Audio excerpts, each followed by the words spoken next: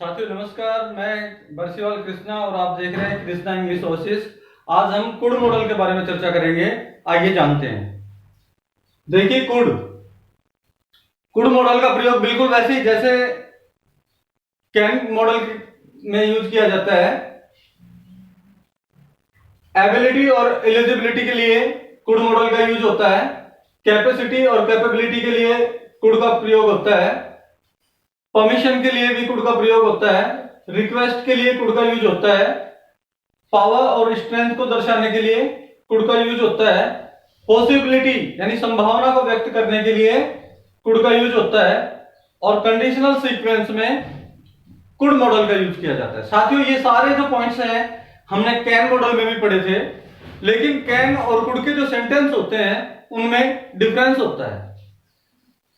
तो देखिए एबिलिटी या एलिजिबिलिटी मीन्स होता है योग्यता। प्रेजेंट की जो योग्यता होती है, एबिलिटी एलिजिबिलिटी होती है, वो प्रेजेंट वाली होती है।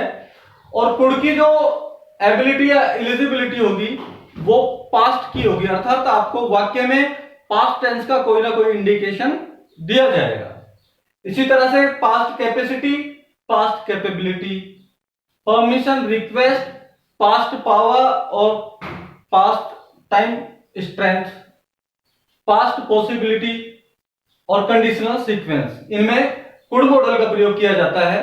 साथियों हमने कल भी चर्चा की थी कि एबिलिटी मीन्स होता है योग्यता। और योग्यता क्या होती है? किसी भी व्यक्ति के द्वारा लंबे समय तक लगातार अनवरत कार्य करने के बाद उसमें जो योग्यता आती है, उसमें जो दक्षता आती है, जो उसमें पारंगतता, कुशलता आती है, वही योग्यता कहलाती है, जिसे इंग्लिश में एबिलिटी बोला जाता है। कैपेसिटी कैपेबिलिटी मीन्स होता है शारीरिक क्षमता। शारीरिक क्षमता यानी शरीर की ताकत, शरीर की क्षमता, शरीर की पावर और स्ट्रेंथ, शक्ति के द्वारा जो कार्य किया जाता है उसके लिए हम कुड का यूज करेंगे। परमिशन के लिए कुड का प्रयोग किया जाता है। प्रेजेंट कैन मॉडल में हमने पढ़ा था कि जब कैन का यूज होता है परमिशन के लिए तो वाक्य इंटरोगेटिव होता है और सब्जेक्ट फर्स्ट पर्सन होता है, जबकि कुड की जो परमिशन होगी वाक्य इंटरोगेटिव तो होगा, लेकिन वाक्य में जो सब्जेक्ट होगा वो सेकंड पर्सन होगा और वाक्य में प्लीज या काइंडली का यूज अक्सर होता है। इसी तरह से रिक्वेस्ट का होता है पावर और स्ट्रेंथ, शक्ति या ताकत, वही आपको पास्ट का कोई ना कोई इंडिकेशन मिलेगा। पॉसिबिलिटी संभावना, पास्ट की पॉसिबिलिटी, इसमें भी आपको पास्ट का कोई ना कोई इंडिकेशन मिलेगा। या तो आपको past indefinite tense second form मिलेगी या फिर आपको वॉज या वर का यूज करके दिया जाएगा। इसी तरह से कंडीशनल सीक्वेंस में होगा। आइए एग्जांपल्स करके देखते हैं।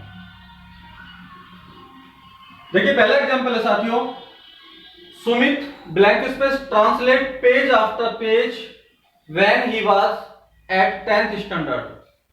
कि जब सुमित 10th स्टैंडर्ड में था, अर्थात जब सुमित 10वीं क्लास में पढ़ता था, ही ट्रांसलेट पेज आफ्टर पेज, तो वो पेज दर पेज, पृष्ठ दर पृष्ठ अनुवाद कर लिया करता था।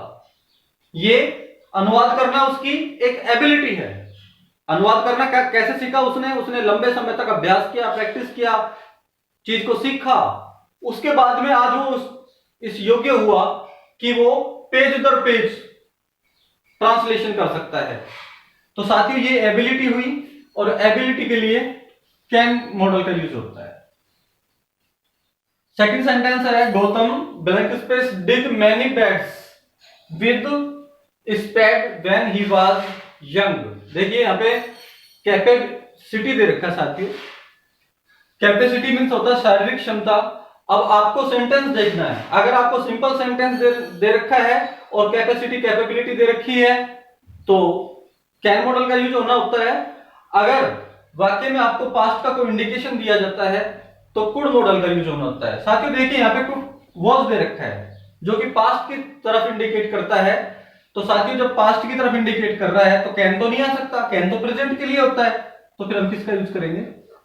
कुड का। और इससे पहले हमने कैन के मॉडल में चर्चा की थी कि एबिलिटी, एलिजिबिलिटी, कैपेसिटी और कैपेबिलिटी, पावर और स्ट्रेंथ, ये सिर्फ और सिर्फ कैन और कुड मॉडल में होते हैं।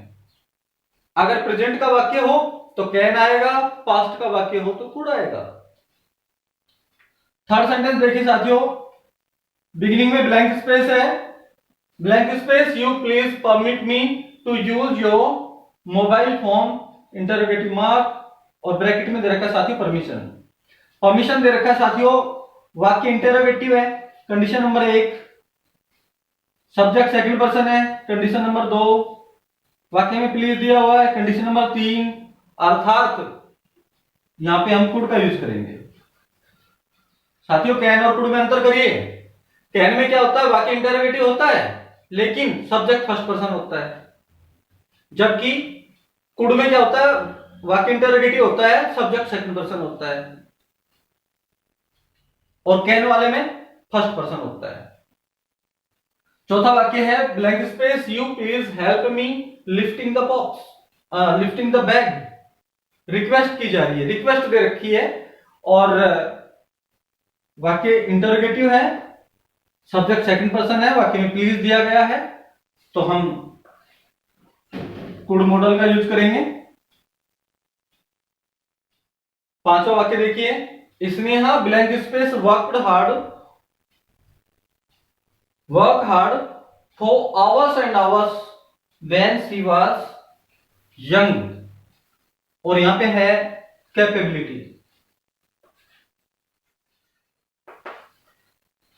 कैपेबिलिटी मीन्स शारीरिक क्षमता की बात की जा रही है। जब कैपेबिलिटी, कैपेसिटी, एबिलिटी, इलिजिबिलिटी आता है तो साफ सी बात है साथियों कैन या कुड का यूज होना होता है। इसके लिए हम थोड़ा सा ध्यान से वाक्य को देख लेंगे, और जब हम वाक्य देखते हैं तो देखिए यहाँ पे वॉज दिया गया है, व्हेन शी वाज यंग, कि जब वो जवान थी। आज वो जवान नहीं है, जब कभी थी, भूतकाल की बात की जा रही है, तो हम कुड का यूज करेंगे।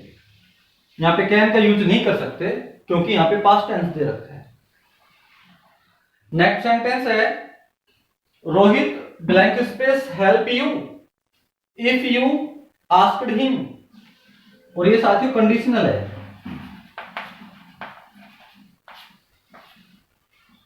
अब देखिए, अगर इफ के बाद, यदि वाक्य में इफ के बाद में आपको पास्ट इंडेफिनिट टेंस दिया जाता है तो दूसरी साइड के वाक्य में आप कुड का यूज करेंगे। ठीक है, ये साथियों कंडीशनल सेंटेंस भी है, ये जो छठा वाक्य है ये कंडीशनल भी है और इसमें देखा जाए तो पॉसिबिलिटी भी है। देखिए कहा जा रहा है Rohit Khalistan help you if you asked him, यदि तुम उसे बोलते, उसे कहते तो रोहित आपकी मदद कर सकता था। इसमें संभावना भी है भाई, मैं तो संभावना व्यक्त कर रहा हूं कि वो आपकी मदद कर सकता था, करता या नहीं वो अलग बात है, लेकिन मैं अपनी साइड से पॉसिबिलिटी व्यक्त कर रहा हूं। तो साथियों इस वाक्य में ना कंडीशन भी है और ये पॉसिबिलिटी भी है, दोनों भाव लिए हुए हैं।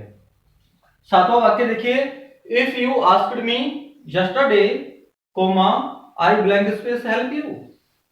देखिए इफ के बाद आस्क्ड सेकंड फॉर्म दे रखा है तो साफ सी बात है कंडीशन वाले वाक्य में कुड आएगा। ठीक है, अच्छा कंडीशन कैसे है, इन दोनों वाक्यों को समझ के देखें कि कंडीशनल किस प्रकार है। कहा जा रहा है कि Rohit help you if you asked him, कि यदि तुमने रोहित को कहा होता, अगर तुमने ये शर्त पूरी की होती तो ये रिजल्ट मिलता। कंडीशनल वाक्य में क्या होता है, एक इफ के बाद में आपको कंडीशन दी जाती है और दूसरी साइड का जो वाक्य है उसमें आपको उसका रिजल्ट बताया जाता है कि इसका रिजल्ट क्या होता।